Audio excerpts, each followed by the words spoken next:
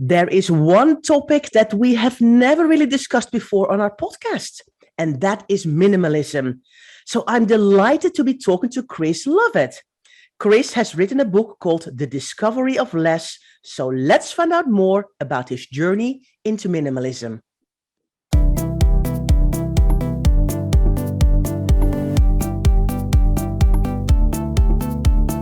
You're listening to the Declutter Hub podcast, bringing you tried and tested, no-nonsense tips and advice from the leading experts in decluttering and organising your home. Now here's your host, Ingrid Jansen.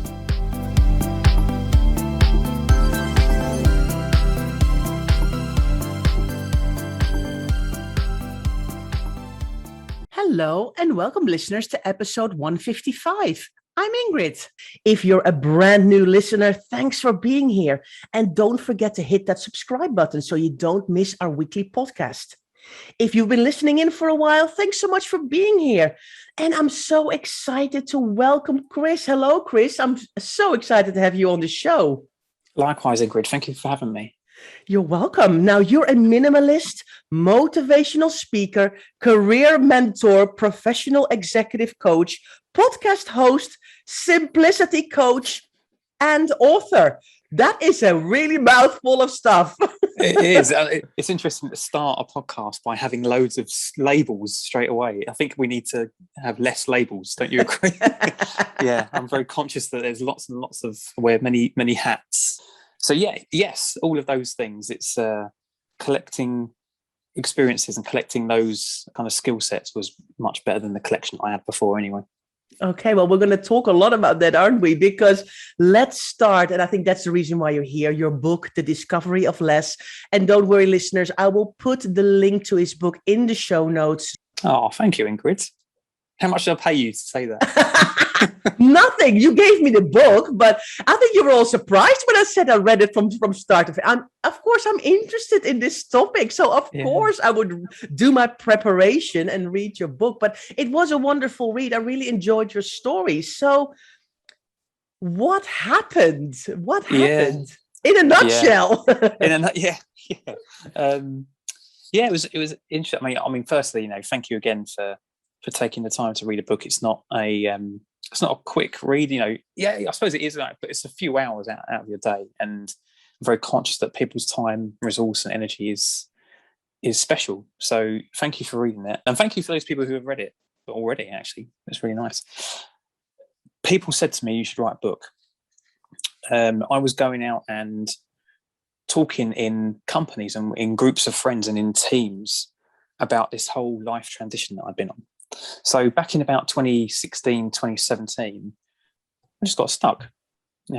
I was ticking off all of the society's vision of success. So I had a job, I had a title that says manager. Wow, don't we all want that, right? And I had debt, I had stuff, I was stressed, I was busy, I had a car, I had a home, I had all the things that you're supposed to have in life that says you're doing well, right? But actually, a lot of that stuff wasn't really doing it for me. And the things that I really wanted to do, for example, go traveling or learn to play the guitar, I couldn't do because I didn't have any money to do any of that stuff. I was too busy all the time to actually take any time off. And in the end, I just settled, for a solid 6 out of 10 life, collecting entertainment stuff, thinking that actually if I surround myself with more things, then I am successful. Mm-hmm. And so, I spent all my money on DVDs, on vinyl records I never played, books that I never read. And it was a funny moment, really, because there was no plan to this, Ingrid. And one day it was probably February 2017, I was at home on my own, and I was trying to organise, right? Basically move stuff from one room to another without actually getting rid of it. I was really good at organising. And I'd moved some DVDs off a shelf, moved some CDs around, and I was downloading music, ready to go travelling. And then I couldn't put these DVDs back on the shelf, and it was really annoying. And I think I referenced it in the book. It was almost a bit like playing Crystal Maze, when you just can't get that crystal out. And I thought, why have I got doubles? Like I had double DVDs of the same film, or CDs or music that I'd never really liked. How have I got this stuff, and why have I still got it? And so I thought, I wonder if there's any way I can sell it for the short-term goal of putting the rest of the stuff back on the shelf rather than it being all over the floor. So I thought, if I can sell like 10, 15 DVDs, I can make that room on the shelf and put them all on there nicely, organised. And what I found, that I was scanning the barcodes on my DVDs and realised that they weren't worth anything. And that was a realisation that actually all the stuff that I'd spent thousands and thousands of pounds on was worthless in a financial capacity. So I was like, how, if I sell this stuff, what does that mean? Does it mean that I'm not a big enough fan? Does it mean that I'm not grateful? Will I feel guilty if I sell it and then I really want to watch Ghostbusters again? Like what, I was going through all these emotions, and I ended up selling pretty much all of the DVDs that I had to get some money to pay off the debt so I could go traveling. And I felt, I'm going to miss all of these. But you know what? I never did. And it made me realise how much stuff I had surrounded myself with that I thought I owned, but actually over a period of time it took ownership of me, because I was picking up a DVD going, I can't get rid of this because just in case I ever want to watch Karate Kid again, or just in case I ever want to listen to this CD that I really hate. So I've got to keep it, you know. And so, yeah, so it all kind of happened by luck, really. And I'd realised that I didn't need a lot of stuff that I'd surrounded myself with all these years. I went back into work on the Monday and I told all the people at work, I was like, have you ever decluttered before? Have you ever had that feeling of getting rid of stuff? It's amazing. And they're like, what are you talking about? Why would I ever want to do that? And so it all kind of led from there, really. I was looking around my living space, and the less stuff was there, the happier I was, the more calm I was, the more clearer I could think, the better I was performing at work, the more activities that I was doing. And I was like, surely that it can't be just it. So decluttering my DVDs was the very, very start by luck. And then I'd realised that actually there's a lot more to decluttering than just removing stuff from your environment. And that's where the digital decluttering came in. I had all these stories that I was telling myself that I couldn't do this or I couldn't do that. I wasn't good enough for this, or too old or too young. And so that mental clutter as well was really getting in the way of me doing things. And I started to let go of it piece by piece, and found that I could be just as happy, if not more, than by having 90% less stuff. Yeah. So that's quite a bold statement, percentage-wise, 90% less stuff. Yeah. Oh, it was. I mean, it was the stuff that I'd surrounded myself with was crazy. I mean, things like I'm sure you've helped people in this area before, like the old manuals to electronics that you no longer own, the excessive amount of wiring that you keep just in case, magazines, books that you've probably read years and years ago and you never intend to go back. They all just end up taking over, and it becomes suffocating or stuffocating. Yeah. And and you end up feeling that. But unless you start to remove it piece by piece, only then do you realise that actually I don't need any of this to be my version of what successful is. So there was a lot, and I made a lot of money. I didn't make a lot, but I made a bit of money by selling the stuff I wasn't using and giving it to people that were going to use it. And then that helped me achieve the goal of going traveling. Yeah.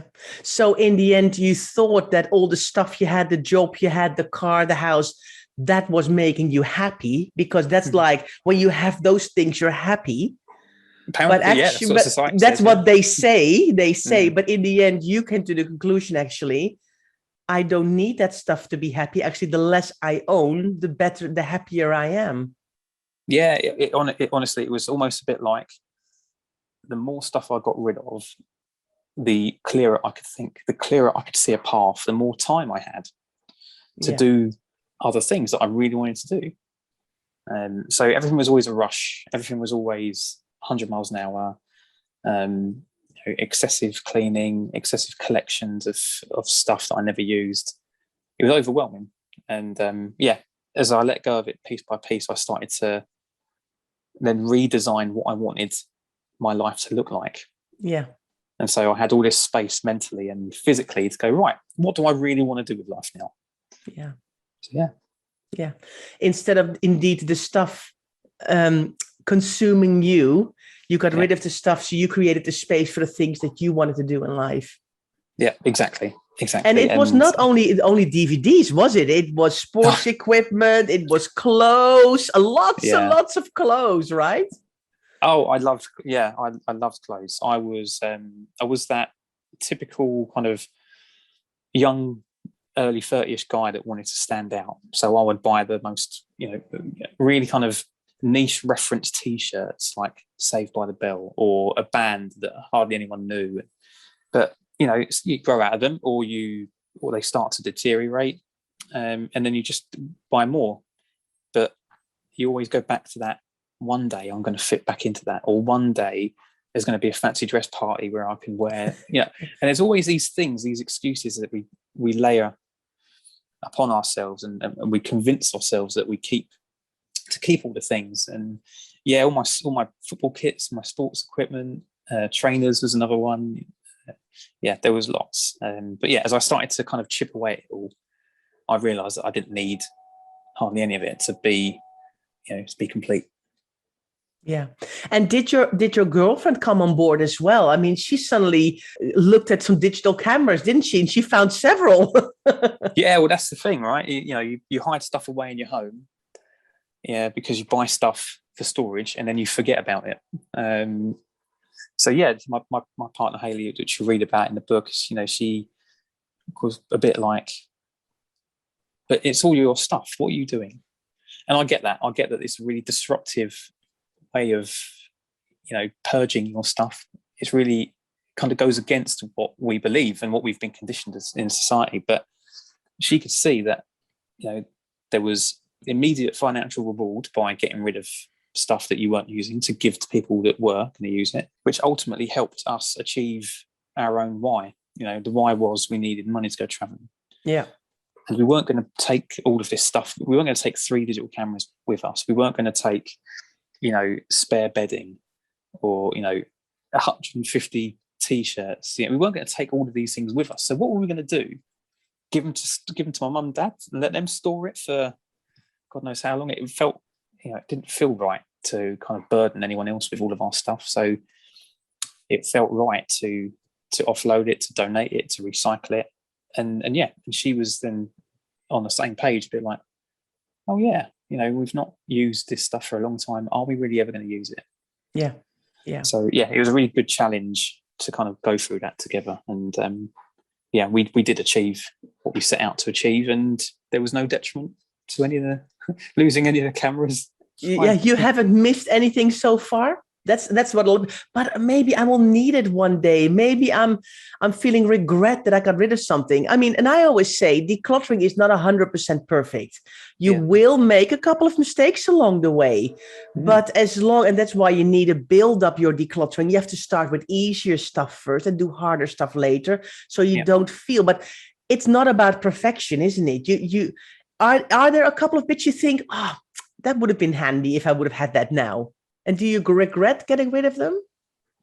I don't regret any of the activity. No, I think it was. I think I'm still waiting, Ingrid. I'm still waiting for something to pop up and go, oh man, I wish I'd have kept that extra roll of sellotape, or something really, really bizarre like that extra pack of cards. Nothing has really come up yet that has stuck out as something that we've needed to rebuy. But again, exactly what you said. It's not going to be perfect, and we never aimed for perfection. All we aimed for was less. Yeah. And that's what we achieved. So you did go traveling, didn't you? You gathered enough money and you went traveling. So tell me about the backpack. You even tried to take too much stuff. You tried to take too much stuff for your world trip, didn't you? Yeah, I was still a novice to the kind of minimalist mindset, and by the time we left, I hadn't even heard of the term minimalism or being a minimalist, whatever that meant. And so whilst you're decluttering in your own home, it's a little bit more comfortable because the stuff you touch, the stuff you see, it's all yours. You're in a place that's comfortable, that's known. And so at that point, getting rid of clothes, getting rid of vinyl records and wires and things like that. I knew that at any point, if I did make a mistake, I could go back to the shop and buy it. Yeah. However, traveling was completely different, because I was going into countries and cultures that I'd never experienced before. And so I almost regressed a little bit, and I was like, well, I've got to take everything. Yeah. I've got to take everything left that I own and stuff it into a bag, because again, the stories that we tell ourselves, you never know, just in case, the disaster kind of stories that we tell ourselves. You never know. I might need those 2 hats, which was almost a little bit became a little bit farcical, and people will read that story in the book. But yeah, we didn't need the volume of shoes that we took. We didn't need the volume of hats that possibly could have come with us. And and halfway through, we ended up ditching half of it again, because again, had that realization that we're never going to use it. Mm-hmm. And so it was almost like a double whammy. I had that experience at home, and then once I was out of my comfort zone in different countries, I had it again.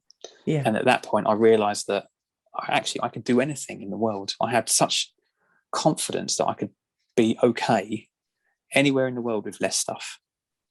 I'd survive. I'd be all right. Yeah. Because it wasn't the bare essentials. I didn't just have one pair of shorts, one flip flops, and a vest, and that was it. I had enough. Yeah. But what I figured out was enough. Had finally reached that kind of level that that's it now. That's all I need. Yeah. Yeah. And I think maybe also a realization that you can replace things, and it might not be the perfect replacement. It might be something else, but there are shops around the world. It's not like you were in the jungle somewhere, maybe for a couple of days, but not like for months on end. And you have to kind of do a survival track with nothing left. You didn't go to, you were in places where there were shops and you could buy a new T-shirt if you wanted to. Yeah, I wasn't on a desert island. Yeah. Right. Yeah. And again, that was curated because I had more time. I had more clarity. I had more money to do that. Yeah. Because there was less stuff. So yeah, there was a couple of kind of jungle treks. And even then, I didn't need the after stuff that I took in the backpack. Yeah. Yeah. So your view in the Arizona desert, that stuck with me. You had almost like an epiphany, or so. It felt like an epiphany in the book. Yeah. And I have not yet been to Arizona. It's on my bucket list, but I could just see you driving in that car, looking out of the window. And what you said, this is the most beautiful thing I've ever seen in my life. Yeah. And I'm very, very conscious that it can sound a bit cringy, and this whole story can seem a little bit too far-fetched for people, right? So I'm one of these guys that is a bit like, phooey, right? You don't have this epiphany, you don't have these magical moments until I went driving, right? But it was only through going through that process of getting rid of stuff, understanding what, all the stories that I was telling myself that wasn't good enough to do this, or very, very risk averse, too scared to go on an adventure, too scared to try stuff. And it was only at that point I was stuck in a traffic jam. And I'll put the picture on Instagram as well, so people can kind of see it. So when they read the book, they can go on my Instagram and just kind of go, oh, right, okay, that's what he's talking about. So in Sedona, we were just stuck in traffic. So there was nothing you can do other than look out the window and just take it in. There's, use every stuff you can do. You can complain, you can moan, you can get really annoyed by stuff that you can't control. But it was at that point, it's like, well, I can't control any of this. And what a beautiful place to get stuck in. Yeah. Just looking at all these surroundings. So it was almost a bit like, rather than kick off and moan about things, just enjoy where you are. Yeah. And it was only for, about 90 seconds or so, a couple of minutes. But that was a point when I was like, yeah, I've arrived now. I've finally kind of let go of all the stuff that I've been telling myself. It's being present in the moment, isn't it? It's being and enjoying where you are, and just taking that moment to take it in, instead of looking back or always looking forward. It's being in the present, isn't it? Yeah, it's exactly right. And I'm not saying for a minute that's an easy thing to do, because we've life is such that there's going to be things around the corner that are going to interfere with your plans. But once you can get those moments and maybe get more of them, smaller times but more of those moments, you can actually then just stop for a minute, Mm-hmm. and you know that everything is going to be okay. So, yeah. So how did you then come across minimalism? Because you said in the beginning of the podcast, I'd never really heard about this before. Yeah. I had no idea about I knew what decluttering was, but minimalism, no idea. So what happened?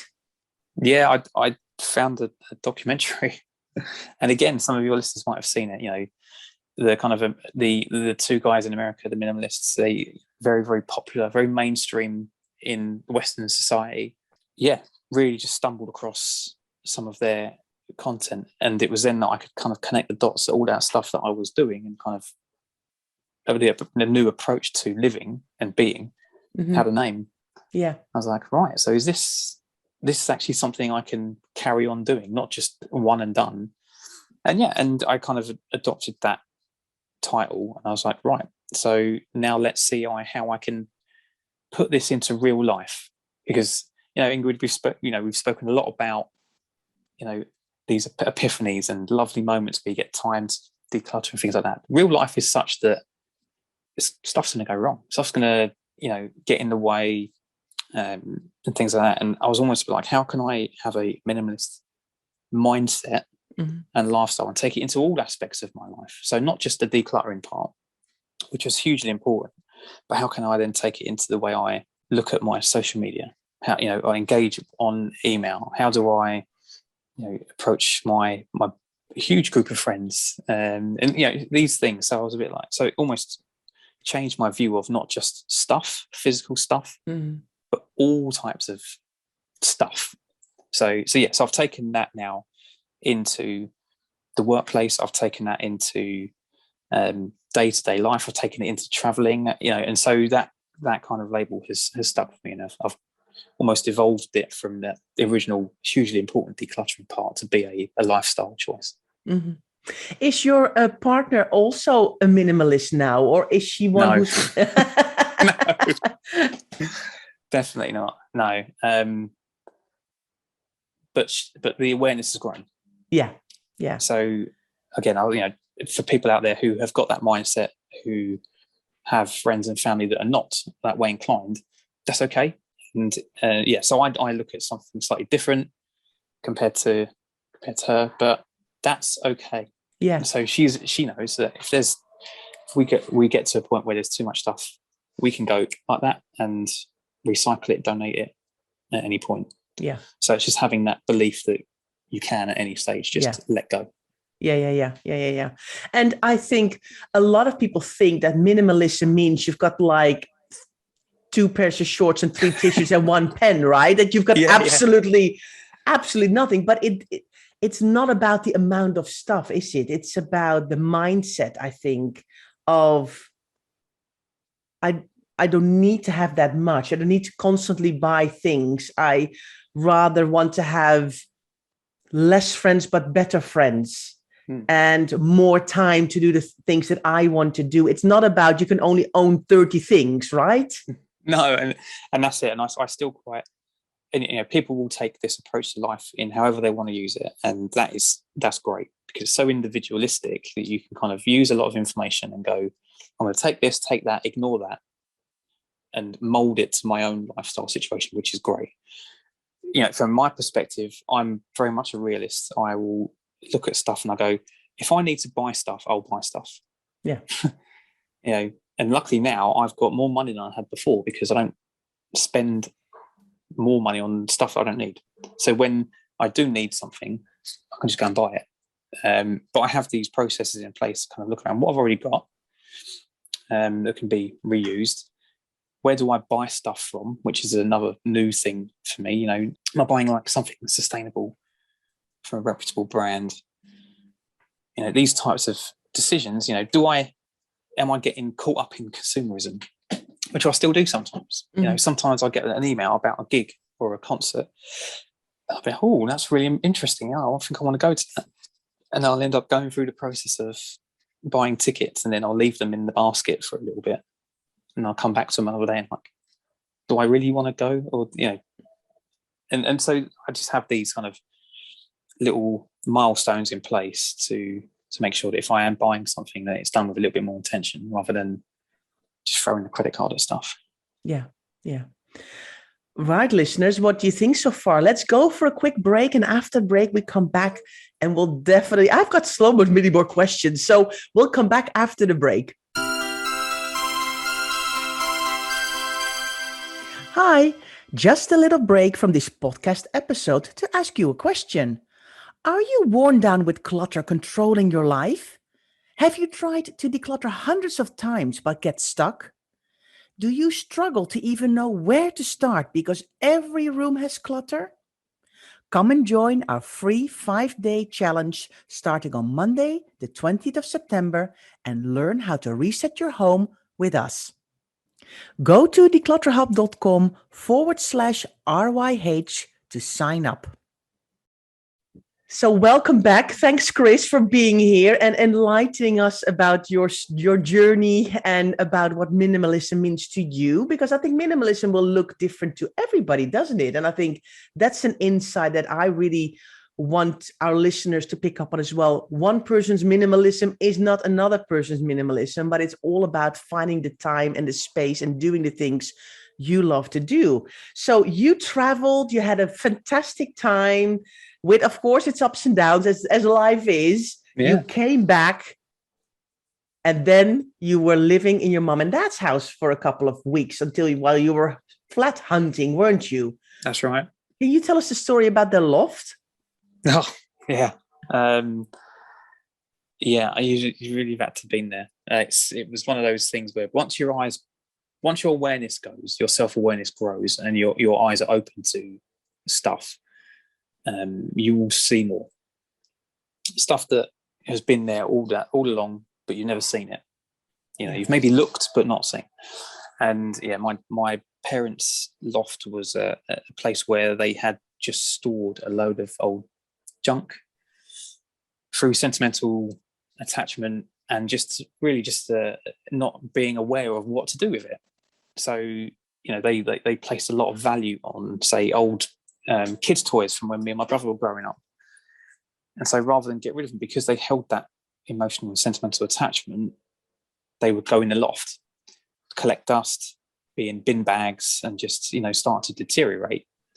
But they didn't think about, they probably didn't really know how they could move the stuff on in a safe way other than just taking it to the tip or to the dump or disposing of it. And because they didn't want to do that, because that would be far too difficult to just throw stuff away, they kept it. So it was a black and white thing for them. I don't want to throw it away, therefore I'd keep it. There wasn't this middle grey area that all of a sudden become available because of the use of the internet and a lot more access to marketplaces and ability to recycle and things like that. So yeah, I went up in the loft to get some kind of smarter clothes that I'd left behind because I had a job interview. So I was changing my whole career at this point as well. And I'd gone up and got a suit. I found that there was loads of suits up there that I didn't use, so they went as well. And I just found that they had kind of kept all these old board games, these old toys of my brother and I's, and magazines and things like that. And I always was asked them, what do you want to do with this stuff? It's here. It's not going to be used. What do you want to do? And so I almost opened their eyes to just basic things like eBay, which they'd heard of, never really engaged with before. And I'd showed them that there's certain toys that people want. There's collectors out there, or there's schools that you can give these to that will add massive value, and rather than being in a box or in a bin bag. And so once I almost showed them that was a possibility, they were more engaged with removing stuff from their loft. And they got into that habit of looking at things and asking the questions like, what are we going to do with it? Does this stuff add value? And the more questions they were asking of each other, the more they grew into become more comfortable with decluttering. And again, it wasn't perfect. They didn't look at everything and go, right, 100% get rid of it all. There were things that my mum would walk up the stairs and she'd be like, don't throw anything, don't throw that out. And she'd be like, what is it? And then we would laugh because she had no idea what it was, but didn't want to get rid of it anyway. Yeah. So she already wanted to keep it before she even knew what she wanted to keep. Exactly, that's it, right? And that's the kind of irrational mindset that she was in, because removing the attachment meant that you were letting go of something that you didn't want to let go of. But it wasn't the thing. It wasn't a broken toy that you were letting go of. It was something far deeper. And what I mentioned in the book is around, if she was to let go of the toys that her little boys were playing with like decades ago, she would probably think that she's letting go of spending time with us. Yeah. And we know that's not true. So it was almost a little bit of a reassurance to say, you can let go of the Lego if you want to. Let someone else build their own journey. Boom, there you go. So they started to get really involved in stuff. And my dad's vinyl collection as well. He started to become more of a curator than a collector. Yeah. So rather than just have thousands and thousands of records never being played, he would go through them all and goes, I don't want to keep that one. Why? Similar to me with my music. How have I even got this? Yeah. I don't even remember where I got it from, and I'm never going to listen to it. And it was just being okay with, I'm happy to let go of it now. So yeah, so they went on their whole journey themselves in the comfort of their own home, and they're still doing it today. Yeah, yeah. And it's also maybe that acknowledgement of who's going to sort through this all when we're gone. I mean, our parents are all getting older. Yeah. My mom is 79. My dad is 75. Wow. And I'm grateful that my mom downsized last year, and she's a very organized person, so I would never have to worry about anything. But perfect. I can imagine that people who have parents that with houses full of stuff, it's a massive burden, and people don't realize that. They think they're doing good by saving all this stuff, but we have a lot of other tastes now and things that we find important in life, isn't it? That's right. And it's that kind of line between handing down memories versus responsibilities. Yeah. So, what my parents would maybe hand down to me, like a vase, I might look at it and go, why would I ever want a vase, in my place? And it's their perception of what we would like based on their own value set. Yeah. And but again, it's difficult. I completely understand it. And I posted a funny picture on LinkedIn yesterday. You've probably seen it, Ingrid, of this old guy and his son going, one day, son, this will all be yours. Yeah. And I had a load of people respond back saying, they're all going through it with their parents about how they're struggling to let go of stuff because their sons and daughters might want some of it. Yeah, yeah. Or it's the very likelihood is that we probably don't. Yeah. And then you went from kind of your parents, and then you kind of went to your digital clutter, didn't you? You really started to then think, okay, now I've got these computers and email inboxes full of stuff. Yeah.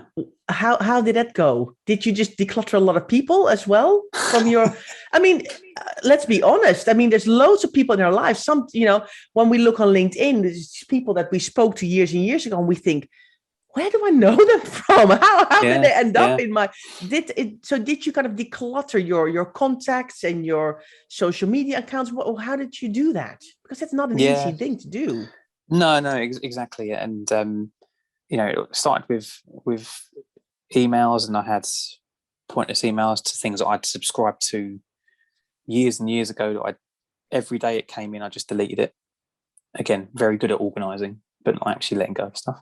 So I did that with my emails, really understanding what it is I wanted to keep. But it was all about design, because I had the space, I had the clarity to think about how do I want to be engaging with social media, with email, with tech. And so rather than just a clean sweep of removing and deleting stuff, it was redesigning my relationship with tech. So I would remove a few Twitter accounts, but keep Twitter. I'd remove a few Facebook groups, but keep Facebook. I would turn all notifications off, so I would engage with it when I chose to, rather than being interrupted every day. And again, LinkedIn was another good one, because exactly what you said, Ingrid. You look back and you go, who on earth are these people? And unless you're getting value from the connections, whether they're inspiring you to think differently, or you have good conversation, it's the time to question, what value are they adding? Yeah. what value does this email add? What value does this social network add? And just having that questioning mindset of being able to design how you use social media. So I use all of them, right? So I use Instagram, I use Facebook, but it's on my terms. Yeah. Yeah. And I think that's the difference. So, yeah. So what has been the positive impacts of letting go all of that physical, digital, and mental clutter? If you now kind of, you're about 4 or 5 years down the line from when you started kind of decluttering CDs back in 2017, we're 4 years down the line. What are the positive things that you're seeing? So if I look back now, compare, so I'm, physically I'm in Cornwall, which is, for your international listeners, that's like really south coast of England. So moved away from London, been in all different parts of the country, which I didn't have the time to look and explore before. So I've been to more places in the world over the last kind of 4 years than in the last 35. So, which is, if you've got that adventure bug as part of your value set, fantastic. I've changed jobs twice. My salary's gone up by about 50 odd %. Wow. I have less things. I try not to worry as much about things that I can't control. My relationship with tech is decent. I don't pack a load of stuff that I don't use. So all of these things where my view of success in life is linked back to my values. So, experimenting, traveling, doing adventures, inspiring others. So I've written a book, right, which I never thought I had the time to do, or even the inclination to do. I've written a book, Ingrid. Like, why? Like, what? I've set up my own business, which is, less is progress. My own coaching and speaking business. People are asking me to support them in their own journey, going into companies and talking about this story. And that none of this had happened. None of this was a thing before 2017. So all of these things I've achieved is because of the way I live now and the way my mindset is. So I'm not afraid to ask questions, which I was before. I'm not afraid to hold people to account. And, if people were, like when you buy stuff, if they're not giving you the service that you expect, you ask for your money back or, things like that, which I was always too scared to do. So these types of things, my courage has gone up, my confidence has gone through the roof, my bravery, the way I design my life. I'm, touch wood, not as busy as everyone else. I still have enough to do, but it's easier for me to say no to things. Mm-hmm. And that's the whole, we can talk about that in a whole nother podcast, our relationship with saying no to things. So everything is going particularly well. It's because I've designed it that way. Yeah. So, and that was thanks to having a bit of a less is progress mindset. Yeah. It's so interesting. I say that a lot to my clients. So I myself still work with clients one-to-one here in Southeast London. Yep. But of course, with the Declutter Hub, we help people online. And so much of what you're telling me resonates with what Leslie and I have in our message as well. You don't need so much to be happy. You don't need to feel guilty to let go of items you no longer use. If somebody gifts you a gift and you have used it or not used it at all, but it doesn't fit within your life, you are allowed to let it go. So a lot of the things you're saying are completely aligned with our teachings as well. And although Leslie and I don't say you have to become a minimalist, we do say find out what makes you happy, find out what makes you tick. You don't have to go, you can't declutter just once in your life. It's something that you'll have to keep doing, but it gets easier. It gets less work because you've got less stuff that you're trying to organize in cupboards all the time, and stuff will start to fit because you don't have so much of it. And all of those things don't churn items from one room to the next. It goes from the living room into an unused cupboard, and from an unused cupboard into a garage or a loft. You keep churning it instead of into decluttering. The back of the car as well. Yeah. Instead of decluttering it and just going, I'm going to make somebody else happy with this stuff. And saying no is so important, because I think we are all so used to being expected to say yes if somebody asks us something. And I'm always very much in awe of people. I try to be, if I don't want to do something, I will say no. But I'm also a person who wants to kind of help everybody else as well. Yeah. So it's that fine balance. But I think when it completely overshadows your own life because you always say yes to other people, then it's really, really important that you take time for yourself and you're kind for yourself, isn't it? I think you can only shine and be helpful to other people if you feel happy yourself. 100%. And it's that mindset of you can't do everything. It's, if we were to complete life, it'd be boring, right? If we went to every single place, collected every single film or, watched every single TV show that ever was created, it'd be boring. And so you have to almost make a conscious effort. Like these are stuff that I'm going to not do because so I can really invest the time in doing the things that I really want to do. Yeah. And our relationship with no is really interesting. So yeah. Chris, to kind of close off this podcast, do you have any hints and tips for our listeners to get started on their own journeys? Because a lot of our listeners, I know there's a lot of professional organizers who listen in, and you're more than welcome to, of course. But there's a lot of people who listen in who have clutter. Can you give us a couple of hints and tips?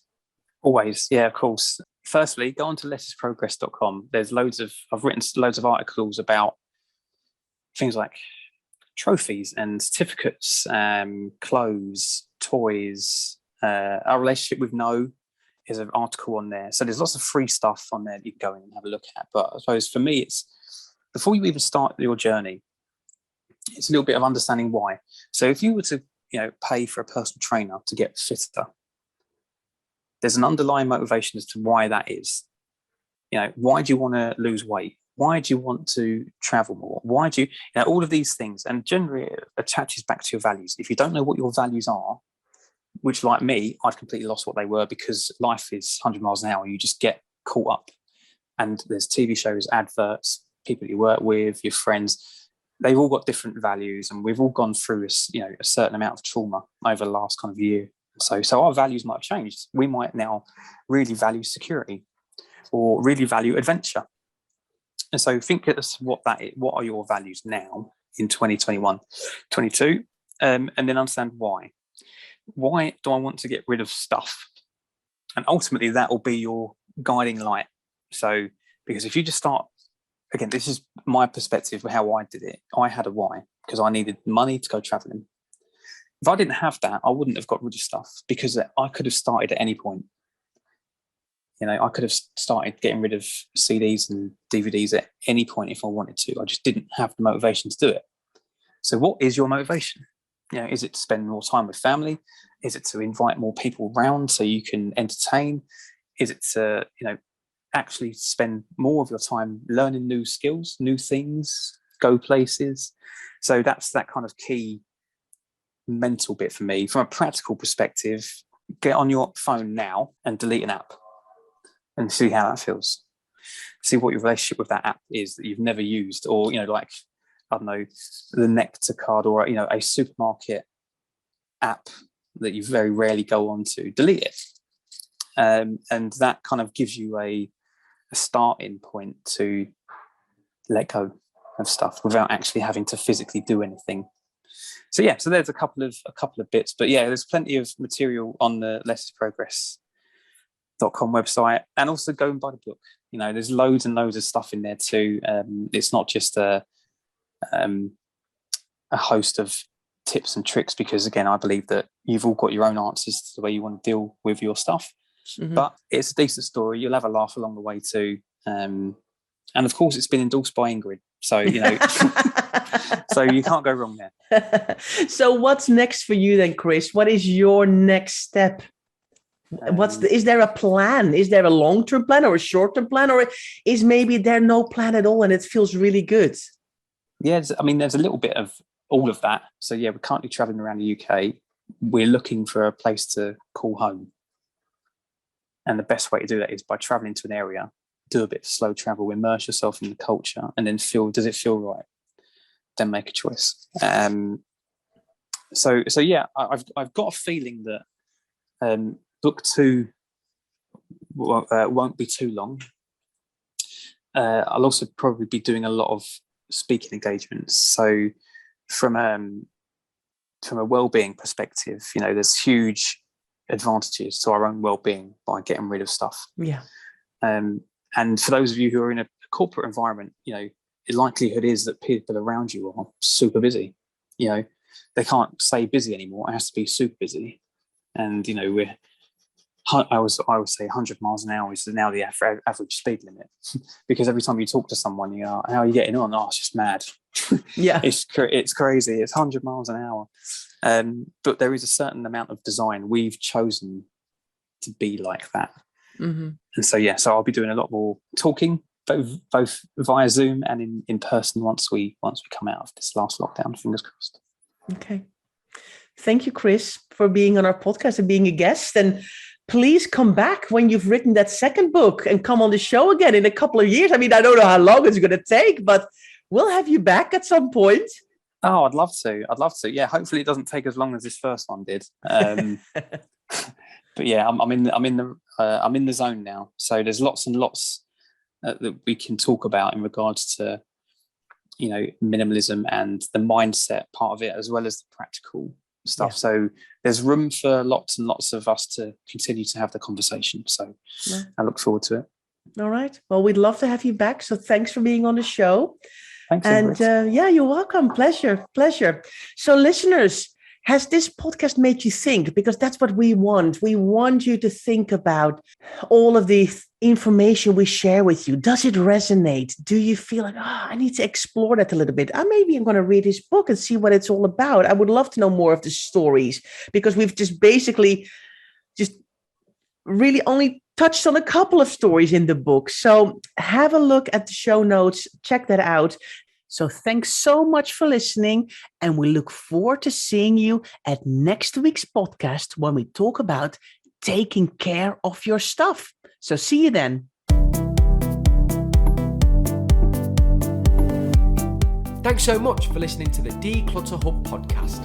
Don't forget to subscribe to us in your podcast player so you don't miss an episode, and we'll see you next week.